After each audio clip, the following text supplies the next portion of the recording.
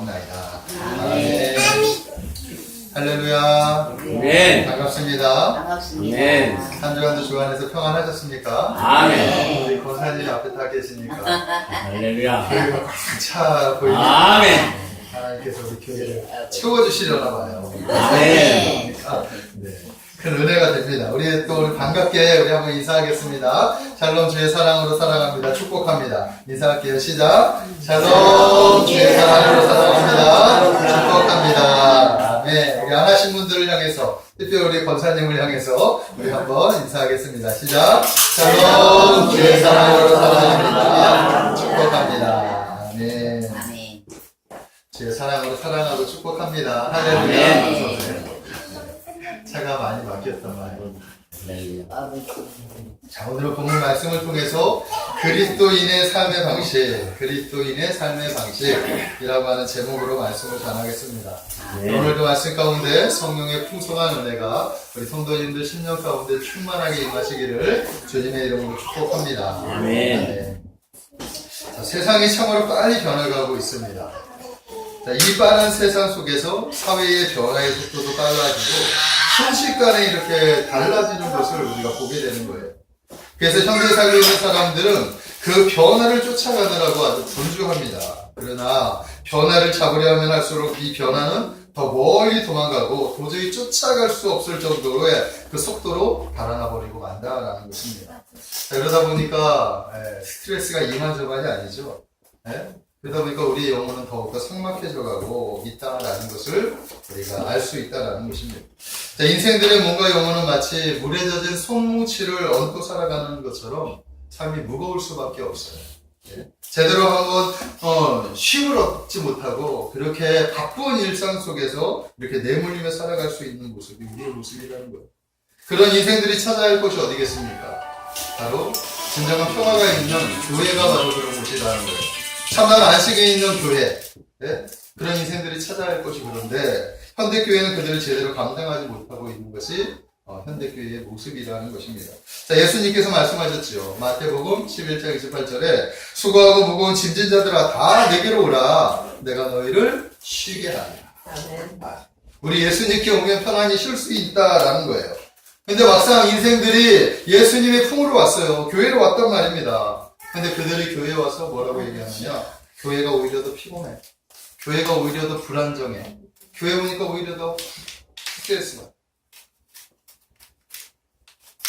교회의 모습이 지금 이런 모습이라는 거예요. 이것이 바로 현대 교회의 모습이라는 것을 우리가 알아야 됩니다. 현대의 많은 이들이 한국 교회를 바라보는 시선이 곱지 않습니다. 교회의 대형화. 교회가 커다래졌지만 이 대형화 때문에 나타나는 여러 가지 폐쇄들이 너무나 많죠. 목회자 세습, 또 교회 매매, 이런 오랫동안 묵인되었던 이 관행들이 또한 폐습들이 이제 문제로 제기되고 있는 것이 지금의 현실이다라는 것입니다. 또한 교회의 거리 전도들을 사람들이 뭐라고 생각하냐 하면 이거 참 무리하다 이렇게 생각하는 사람들이 많다라는 거예요. 기도원이나 정의신 요양소 같은 곳에서 기독교 사회 시설의 문제들이 발생하고 있고 기독교계의 사회학교에서 종교 교육을 둘러싸고 있는 인권 침해와 재정 불투명성 이런 것들이 지금 대중매체를 통해서 연일 우리들에게 보고되어져 있다라는 것입니다. 자, 여기에 수구 집단들이 정치 세력화를 도모하는 이 보수 기독교 지도층들의 행보들 이 행보들을 보면서 한국교회의 부정적인 이미지들을 더 심어주었다라는 것입니다. 자, 그리하여 많은 신자들이 교회를 다닌다는 사실을 밝히기를 꺼려하게 되었다라는 거예요. 심지어는 어떤 목사님들은 교회 밖에서는 나는 목사가 아니다. 목사가 아니다라고까지는 얘기하지 않지만 자신의 신분을 숨기기까지 한다라는 것입니다. 이것이 현대교회의 민낯이에요. 20년 전만 해도 한국교회의 교인수가 몇 명이었습니까? 1000만이 훨씬 넘었죠. 1200까지 이렇게 되었던 시절이 있었다라는 거예요. 근데 계속해서 줄어들더니 지금은 700만. 점점 이렇게 떨어져 가고 있다라는 거죠. 자, 왜 이와 같은 현상이 나타나는 것일까요? 왜 세상은 교회를 등지게 되었느냐 하는 것입니다. 그것은 교회가 교회답지 못했기 때문에. 교회가 교회답지 못하기 때문에 그렇다는 거예요. 그리스도인들이 그리스도인답지 못했기 때문에 그렇다라는 거예요. 교회가 풍성해지자, 풍요해지자 교회는 세상을 등져버렸어요. 그리고 나서 자기들만의 세계를 지금 만들어가고 있다라는 것입니다. 이것이 하나님이 기뻐하지 않는 모습이라는 것을 우리가 알아야 됩니다. 한국교회는 회개해야 돼요. 네? 한국교회가 회개해야 될 줄로 믿습니다. 그래서 한국교회는 다시 회개하고 다시 본질을 향해서 회복해야 되는 줄로 믿습니다. 주님의 몸된 교회를 회복해야 된다라는 거예요. 자, 그러기 위해서는 어떻게 해야 되느냐? 우리 교회인, 우리 성도 한 사람 한 사람이 이 세상 속에서 빛과 같이 살아야 되겠죠. 이 세상 속에서 소금과 같이 살아야 한다라는 것입니다. 자, 만약에 우리 한 사람 한 사람이 참다운 그리스도인으로 살아갈 수만 있다면 교회는 다시 소망을 얻을 수 있게 될 것이라고 저는 확신합니다. 아멘. 자, 내일이 바로 추석이죠. 우리 한국 고유의 명절인 추석 명절입니다. 자, 명절에는 가족들이 한 자리에 모이는 거예요. 가족들이. 흩어져 살고 있던 가족들이 한 자리에 모여서 아주 그냥 귀한 만남과 귀한 나눔을 가진 그런 현장이죠. 그동안 궁금했던 가족들이 또 명절에 이렇게 다 모여가지고 얼마나 즐거운 시간을 이렇게 보내느냐 하는 것입니다. 자, 그런데 문제는 이 모임 안에 믿는 사람과 믿지 않는 사람들이 섞여 있다라는 것이죠. 그러다 보니까 갈등을 가질 수밖에 없는 거예요. 또한 믿지 않는 사람들은 이 믿는 가족들의 모습을 보면서 말은 하지 않지만 여러 가지 생각을 하게 된다라는 거예요. 믿는 사람들의 모습을 믿지 않는 가족들이 보게 되는 거예요. 그리고 나서 믿는 사람들의 모습을 어떻게 생각을 한다. 그러니 믿는 사람들 입장에서 피곤할 수밖에 없죠. 예? 불편할 수도 있는 모임이 될 수밖에 없다라는 것입니다. 더더군다나 제사를 하는 가정에서는 그 제사 자리를 피해야 해요. 그죠? 이 분명하게 자신의 의사를 밝혀야 하는 그런 영적 싸움도 필요하다라는 것입니다. 그럴 때 불가피하게 나오는 또 갈등들이 있다라는 것입니다. 또한 믿는 사람들이 잘 돼서 가족들 앞에서 보란듯이 자신의 삶이 이렇게 예수님 믿었더니 이렇게 잘 산다 라고 이렇게 보란듯이 이야기하면 좋겠지만 예수님 믿지 않는 사람들을 오히려 세상적으로 사회적으로 더 잘 되는 모습들을 보게 되는 거예요. 그러다 보니까 가족들이 모이는 현장에 보이지 않는 영적인 보이지 않는 갈등들이 있다라는 것을 우리가 알아야 되는 것입니다. 그러다 보니까 마음이 흐트러지고 믿는 사람들의 그 자신의 정체성이 이렇게 정체성을 잃어버린 채 그들과 어울리는 이런 경우들이 발생한다라는 것입니다. 자, 그러나 우리 믿음의 사람들, 우리 그리스도인들은 그래서는 안 되겠다. 저는 오늘 이 말씀을 여러분들에게 전하고 싶다라는 거예요. 우리는 매 순간 하나님의 자녀라는 정체성을 잊어버리면 안 돼요. 아멘? 그 신분에 맞는 삶이 필요하다라는 것입니다. 우리가 세상 속에서 구별된 하나님의 백성이라고 한다면 세상 속에서 다른 삶을 살아가야 하는 거예요. 특별히 이 명절 같은 때는 더더군다나 그래요. 왜냐하면 믿지 않는 사람들이 가족 안에서 우리를 보고 있어요. 그들의 시선이 믿는 사람들의 시선. 근데 그들하고 똑같이 그 세상 문화와 젖어서 똑같이 그렇게 살아가면서 우리가 예수 믿는 사람이라고 한다면 그들이 오히려 손가락질할 수밖에 없다라는 것을 우리가 알아야 됩니다. 그래서 우리가 그리스도인의 정체성을 가지고 살아가는 사람, 이 모습을 그들에게 보여야 하는 거예요. 오히려 믿지 않는 사람들이 우리가 그런 삶을 살아갈 때 우리를 인정한다는 사실을 믿으시기 바랍니다. 그럴 때 우리가 전하는 복음의 메시지, 우리가 전하는 그 이야기들을 그들이 듣게 된다는 것을 우리가 알아야 됩니다. 자, 그런 의미에서 저는 오늘 본문의 말씀은 우리 성도님들이 어떤 삶의 자세를 가지고 살아가야 하는지를 성경 우리에게 가르쳐주고 있다 라고 말씀을 드린다라는 것입니다. 하나님 오늘 말씀을 통해서 하나님의 자녀들이 이렇게 살아갔으면 좋겠다라는 것을 가르쳐주고 있다라는 거예요. 그래서 저는 오늘 그리스도인의 삶의 모습에 대해서 여러분들과 은혜를 나누기를 원합니다. 아멘? 네. 오늘 본문에 담긴 이야기들은 아주 많아요. 그죠? 되게 많은 이야기들을 나누고 있지만 크게 두 가지의 주제로 딱 이렇게 구분할 수 있어요. 첫 번째는 사랑에 관한 문제. 두 번째는 악을 대하는 문제. 그리스도인들이 악을 만났을 때 악을 대하는 그런 문제. 이 두 가지로 이렇게 대변할 수 있다는 것입니다. 오늘은 이 두 가지의 주제를 가지고 여러분들과 은혜를 나누기를 원합니다. 자, 그래서 첫 번째. 자, 그리스도인들은 사랑하며 살아야 한다. 성경 우리에게 말씀하고 있습니다. 예수 믿는 하나님의 자녀들은 사랑하며 살아야 됩니다. 그러나 성도 여러분들, 사랑하며 사시기를 주님의 이름으로 축복합니다. 아멘. 사랑이 없는 교회는 무너지기 쉽습니다.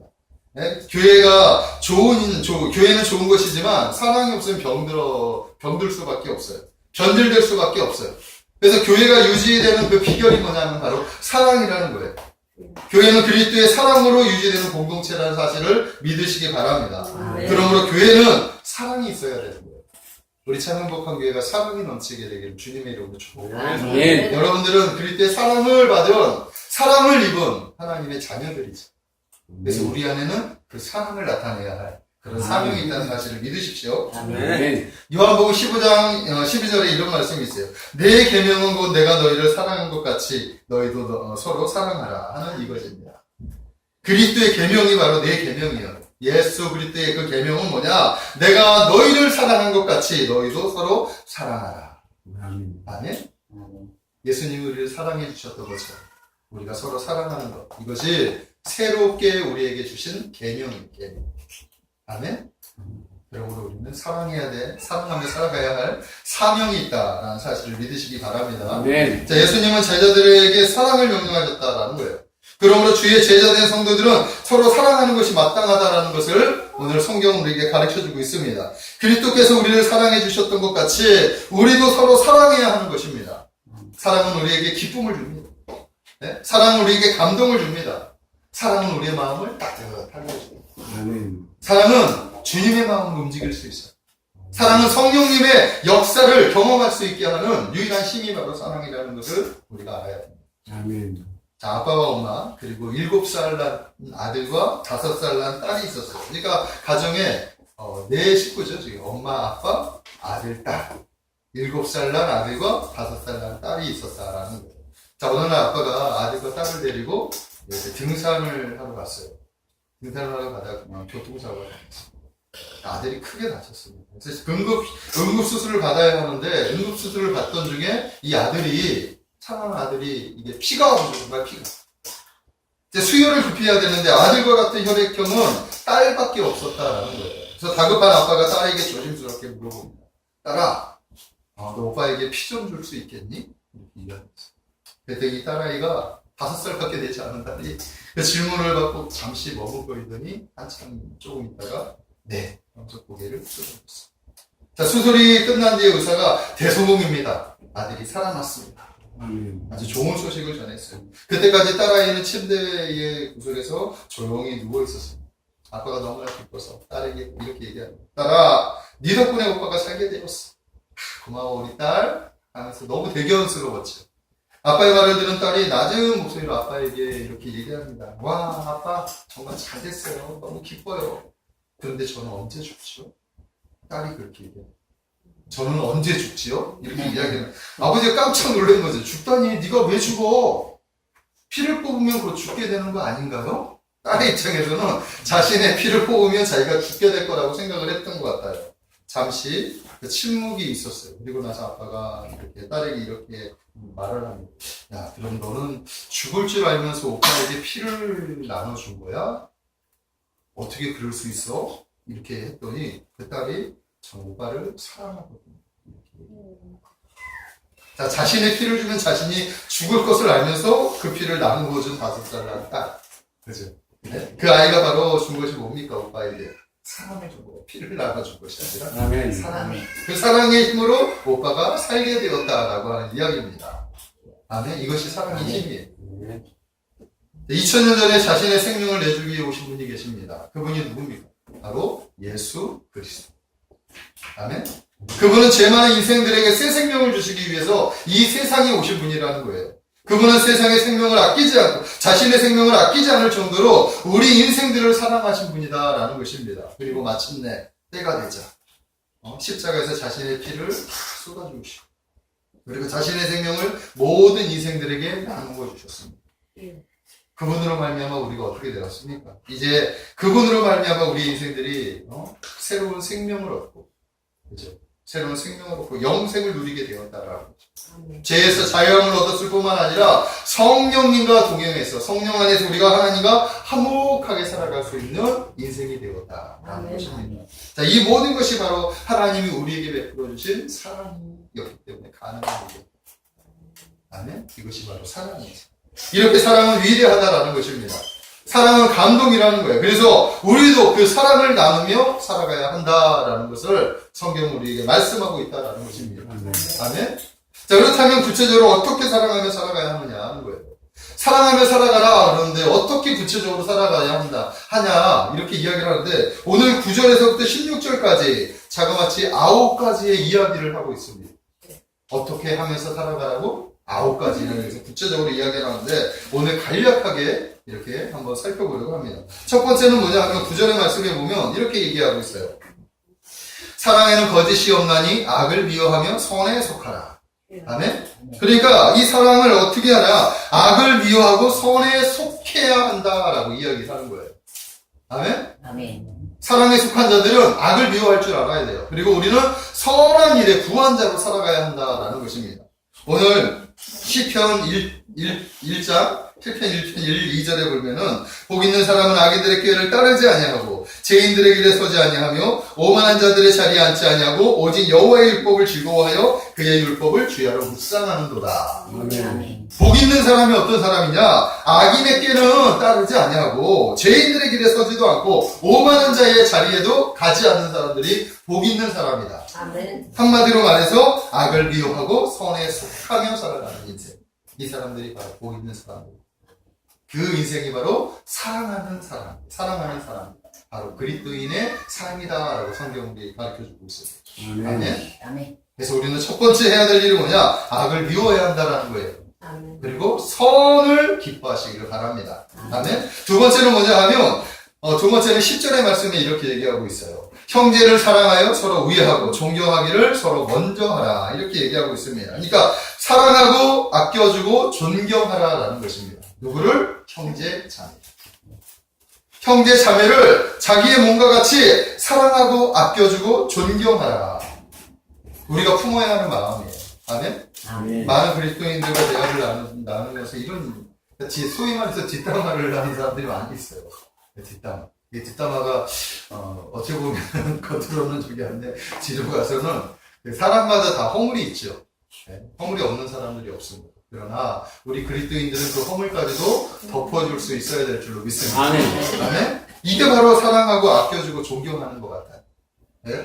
남을 존경하고 아낀다 말로만 하는 것이 아니라 정말로 진심으로 그 사람을 이해하고 그 사람의 허물까지도 품을 수 있고 어떤 사정이 있겠지. 우리가 알지 못하는 어떤 사정이 반드시 있을 거야.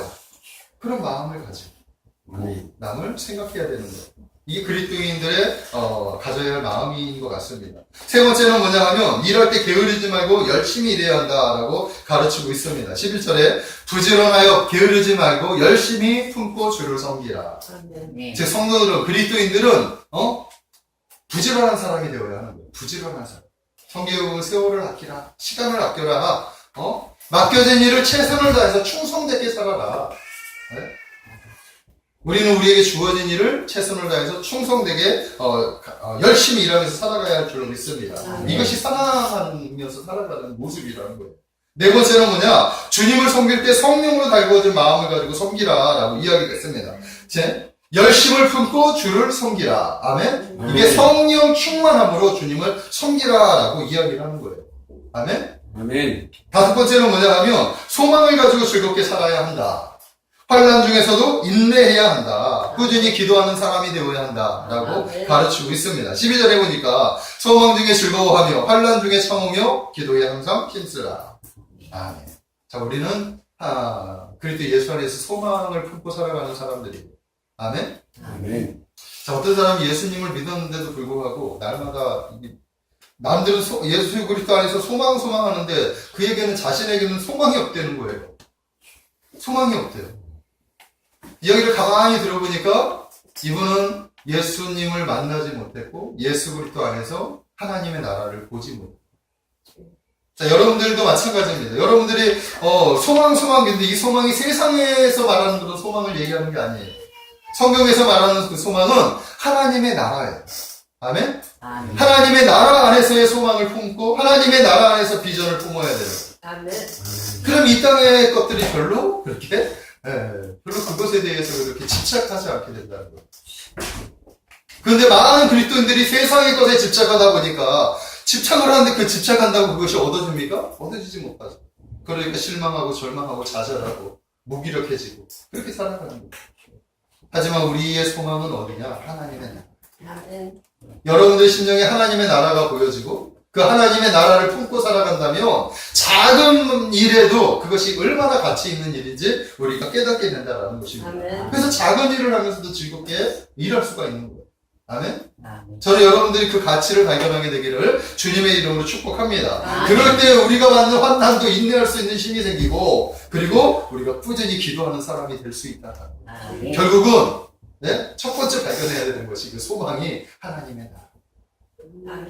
그 나라를 발견하게 되기를 주님의 이름으로 축복합니다. 여섯 번째는 뭐냐? 베풀면서 살아갈 수 있어야 된다. 성도들에게 필요한 것을 나누어 주고 나그네 애들에게 후하게 대접하면서 살아가라. 13절에 보니까 성도들의 쓸 것을 공급하며 손대접하는 것에 힘써라. 이렇게 얘기하고 있어요. 그리스도인들은 나누고 베풀고 이 선한 사업에 부한 자로 살아가야 할 줄로 믿습니다. 아멘. 우리가 나눌 때 하나님께서 더 큰 것들로 나눌 수 있도록 채워주셔요. 우리가 나눌 때 하나님은 더 많은 것들로 축복해 주신다는 사실을 믿으십시오.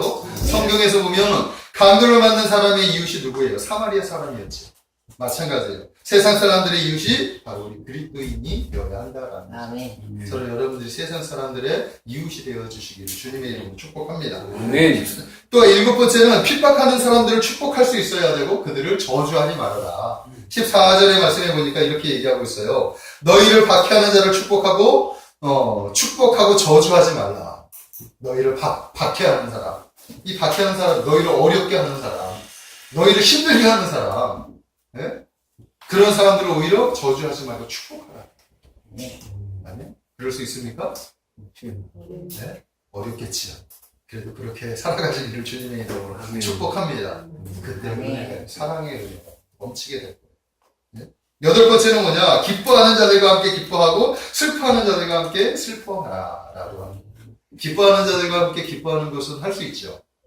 네? 할 수 있을까요? 가만히 생각해보니까 또 그것도 쉽지 않은 것 같아요. 네. 누구는 기뻐하는데 겉으로는 기뻐하면서 속으로는 배가 아플 수도 있죠. 네? 가만히 생각해보니까 제가 그랬던 적이 있었던 것 같아요. 네? 기쁘지만 또 한편으로는 자신의 모습을 볼 때 배가 좀 아프고 왜 나는 내 자신이 좀 비참해지는 모습들도 그런 생각들도 할 수가 있는 거죠.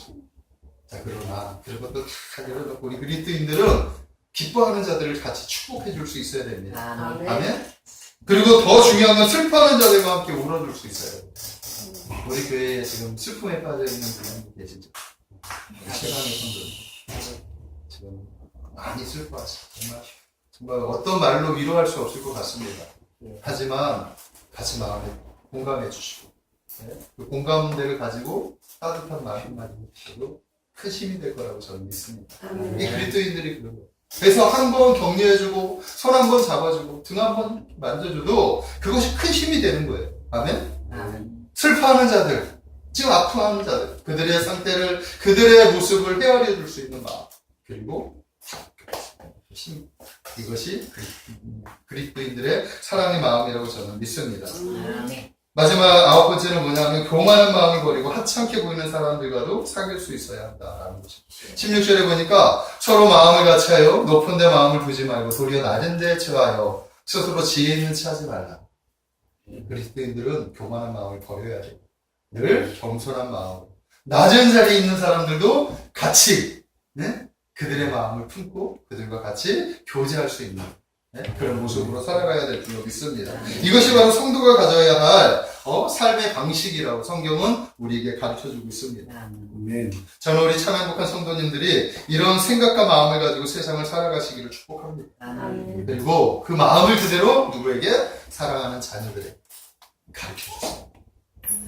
자녀들에게 그런 하나님의 마음을 가르쳐서 자녀들도 자녀들의 그 세대에 살아갈 때 하나님의 그 그리스도인들의 삶을 살아갈 수 있도록 살아낼 수 있도록 부모가 가르쳐야 될 사명이 있는 거예요.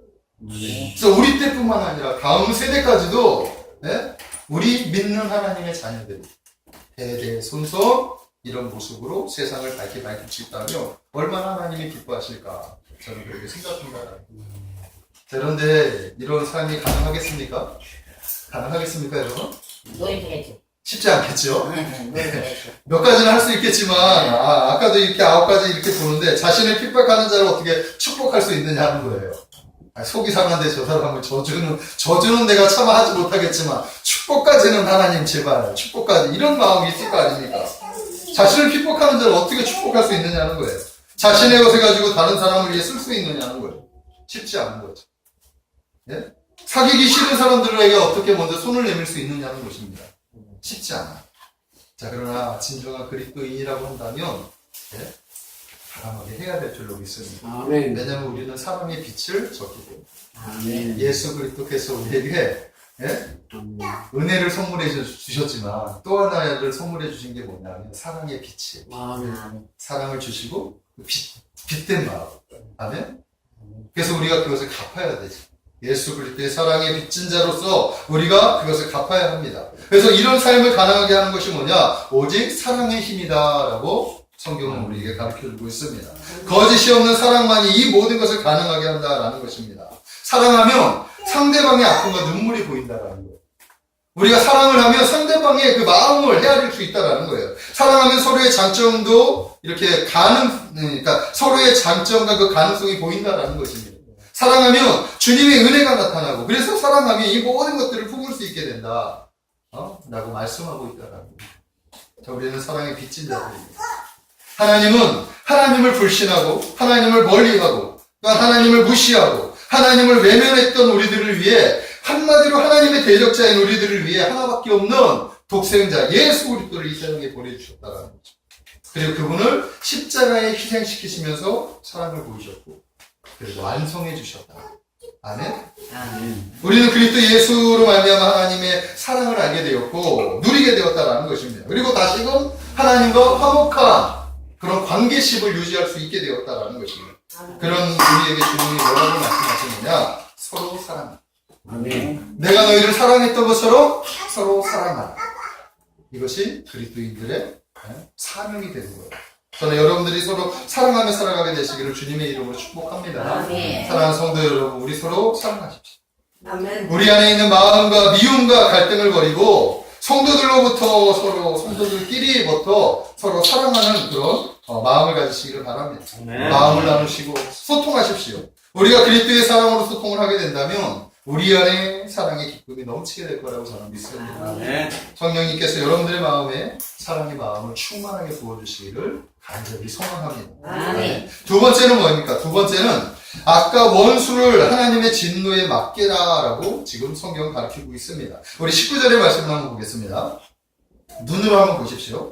내 사랑하는 자들아, 너희가 친히 원수를 갚지 말고 하나님의 진노하심에 맡기라. 기록되었으되 원수가 없는 것이 내게 있으니 내가 갚으리라고 주께서 말씀하시니라. 아멘. 자, 때로는 우리가 살아가다 보면 악을 만날 때가 있죠. 악한 사람들을 만날 때가 있다라는 것입니다. 그리고 직접적으로 피해를 가하는 원수를 만날 때가 있다라는 것입니다. 자, 그럴 때 우리 그리스도인들은 어떻게 대처해야 하느냐 하는 거예요. 악을 만났을 때, 악한 사람들이 우리 주위에 있을 때, 자신을 힘들게 하는 그런 어떤 악한 대적들이 있을 때, 그때 우리 그리스도인들은 어떻게 해야 하느냐. 자, 이 문제는 팀 켈러 목사님이 당신을 위한 로마서 2라고 하는 그런 책에서 이렇게 설명하고 있습니다. 자, 누군가 악의를 품고 당신에게 잘못을 범했다고 한번 가정해 보십시다. 자, 그때 우리는 선택의 갈림길에 서게 될 것입니다. 누가 악을 행했을 때 우리는 선택을 하는데 어떤 선택을 하느냐? 들끓는 복수심으로 쓸 수 있는 모든 능력을 동원해서 안갚음을 할 것인가? 아니면 넓은 마음으로 그들을 용서할 것인가? 한마디로 말해서 복수할 것인가? 용서할 것인가? 이때 기억해야 할 사실이 하나 있다라고 가르칩니다. 바로 악을 파멸시키기 위해서 힘을 사용하는 선한 사람이 그 과정에서 악을 저질러서 악의 편에 서게 된다라는 것이죠. 그러니까 결국 악을 악으로 갚는 것은 전쟁에서 제대로 싸워보지도 못하고 패하는 것과 같다라고 말씀을 하고 있다라는 거예요. 우리가 자신에게 잘못한 사람을 미워하면 결국 악이 이기는 것이다. 이렇게 이야기를 하고 있는 거예요. 그래서 악을 물리치는 길은 자신에게 해를 입힌 사람에게 선을 행하는 것이 악을 이기는 것이다. 성경은 바로 우리에게 그걸 가르치는 거예요. 그래서 그 사람을 용서하고 사랑하는 것이 바로 성경에서 악을 이기는 방법이다라고 가르칩니다. 자, 만약에 악을 행한 사람과 동일시한다고 한다면, 악을 없애기 위해서 악을 행한 사람을 없애야 한다고 믿게 된다라는 것입니다. 그래서 폭력을 휘두르고 살인을 하게 되는데, 그렇게 되면 우리는 결국 악에게 좋은 일을 하게 된다. 이렇게 지적을 하고 있어요. 그래서 악을 이기는 방법은 뭐냐? 악을 행한 사람을 구분하라라고 얘기하는 거예요. 악은 미워하되, 악을 행한 사람은 용서할 수 있어야 된다. 아멘? 이것이 성경에서 우리에게 가르쳐주는 그런 모습이라는 거예요. 그래서 그리스도의 용서를 경험한 우리의 주된 목표가 뭐냐 하면 용서하고 사랑하는 것. 악을 행한 사람들에게 오히려 친절을 베풀 수 있는 것. 쉽지 않겠지. 사실은 쉽지 않아요. 말씀이 이렇게 하지만 사실 그런 사람을 만날 때 우리가 쉽지 않을 거라고 저는 믿습니다. 나에게 해코지하고 나를 힘들게 하고 나의 가족을 어렵게 하는 사람이 있는데 그 사람에게 어떻게 선한 손을 내밀 수가 있느냐 하는 것입니다. 쉽진 않아요. 하지만 그런 삶을 살아왔던 인생들도 있습니다. 예수 그리스도의 사랑을 가지고 손양훈 목사님 같은 분은 자신의 아들을 죽인 그 공산당 그들을 품었죠. 그래서 자신의 양자를 삼아서 위대한 그 믿음의 자녀로 키웠다는 거예요. 이것이 바로 그리스도의 사랑이라는 것을 우리가 알아야 될 줄 믿습니다. 아멘. 저는 우리 사랑하는 성도님들이 악에 대해서도 분명한 것을 깨닫게 되기를 주님의 이름으로 축복합니다. 아멘. 그래서 성경은 우리에게 이렇게 얘기하고 있어요. 악을 악으로 갚지 말고 선으로 악을 이기라. 네? 악을 악으로 갚는 것 자체가 악에게 지는 것이다. 그러니 선을 가지고 악을 이겨라. 아멘. 아멘. 그래서 오히려 악한 원수들에게 선을 베풀려고 하는데 20절에 보니까 내 원수가 줄이거든 먹이고 목마르거든 마시게 하라. 그리하면 이것이 어떻게 되느냐? 원수의 머리에 숯불을 올려놓는 것과 마찬가지의 일을 하는 것이다. 이것은 이게 바로 이거예요. 원수가 줄이거든 목마르거든 먹이고 줄이거든 목마르거든 마시게 하라 이렇게 얘기하는데 이거는 원수의 머리에 숯불을 올려놓는데 원수의 양심에 아니 이 사람이 어떻게 나한테 이럴 수가 있어? 내가 자기한테 한 일이 어떤 일을 했는데 나한테 이렇게 선한 일을 베풀 수 있어? 평소에는 아무런 가책이 없는데 그 사람이 자기에게 선을 베풀어. 자기가 악한 일을 한 그 사람이 나에게 선을 베푼다고 했을 때 그 선이 그 사람의 양심을 찌르는 거야. 그러면서 그 찌름이 점점 가중되더니 나중에는 통곡하고 회개하면서 그 사람이 변화된다고 성경은 우리에게 가르쳐주고 있어요. 그것이 바로 악을 선으로 이기는 사랑의 힘으로 이기는 것이라고 성경은 말씀하고 있다라는 거예요. 그리고 나서 성도들이 바로 그런 삶을 살아가라고 성경 우리에게 가르쳐주고 있습니다. 사랑하는 성도 여러분, 악을 선으로 이기시기를 주님의 이름으로 축복합니다. 네. 성경에서 가르쳐주는 이 말씀을 가슴에 품고 살아가야 됩니다. 그래서 혹여라도 아직은 이런 일이 발생하지 않았지만 혹시라도 그런 일이 발생하게 됐을 때 우리가 그리스도의 사랑을 가지고 그런 삶을 살아가 되시기를 주님의 이름으로 축복합니다. 아멘. 그럴 때 하나님께서 우리들을 통해서 영광을 받게 되는 거예요. 그게 바로 그리스도의 삶의 모습이 되어야 한다는 것입니다. 자, 말씀을 정리하겠습니다. 한국교회가 무너져가고 있습니다. 사회적으로 인정받지 못하고 있는 거예요. 그 원인이 결국 교회가 교회답지 못했기 때문이라는 것입니다. 자, 이제 우리가 다시 교회의 모습을 회복해야 되는 거예요.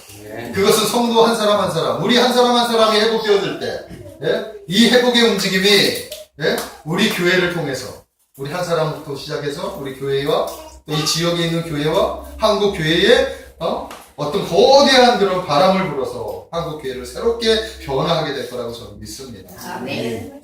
여러분 성도는 삶으로 그 모습을 드러내시기를 주님의 이름으로 축복합니다. 아멘. 오늘 주님께서는 거짓이 없는 사랑으로 살아가라고 말씀하고 있습니다. 악을 미워하고 선을 행하며 형제를 사랑하고 베풀고 나누고 소망을 품고 핍박을 참고 늘 기도에 힘쓰며 즐거워하는 자들과 함께 즐거워하고 슬퍼하는 자들을 위해서 같이 울어주라고 말씀하고 있습니다. 이것이 바로 진정한 그리스도인들의 모습이다라는 겁니다. 그리고 아까 원수는 하나님의 진노에 맡기고 선한 방법을 통해서 악을 이기라고 말씀하고 있습니다. 아멘. 혹시 그 악을 스스로 심판하려고 품었던 그런 마음이 있었다면 그 마음을 버리고 주님께 맡기시기를 주님의 이름으로 축복합니다. 아멘. 사랑하는 성도 여러분, 이제부터 이런 마음을 품고 살아가는 우리의 모습이 되시기를 주님의 이름으로 축복합니다. 아멘. 쉽지는 않겠지만 그리스도께서 우리에게 베풀어 주신 그 은혜를 생각한다면, 그리고 하나님의 나라, 그 나라의 소망을 품고 살아간다면 우리도 이런 삶을 통해서 하나님께 영광을 돌릴 수 있게 될 줄로 믿습니다. 아멘. 우리가 이런 삶을 살 때